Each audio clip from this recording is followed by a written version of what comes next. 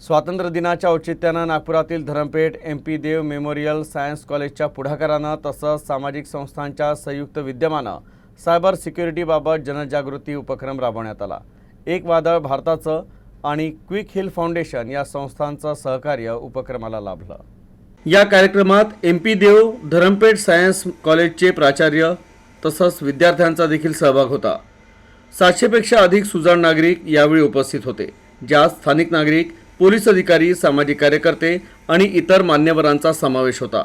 विद्यार्थ्यांनी पथनाट्यातून OTP फसवणूक, बनावट call, social media hacking, fishing links आणि पासवर्ड सुरक्षा यासारखे महत्त्वाचे विषय उत्तम पद्धतीने सादर केले।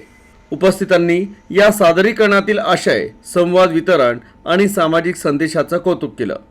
MP देव धरमपेठ विज्ञान महाविद्यालय केवळ शिक्षणातच नव्हे तर सामाजिक जागरूकतेतही सक्रिय भूमिका बजावतो।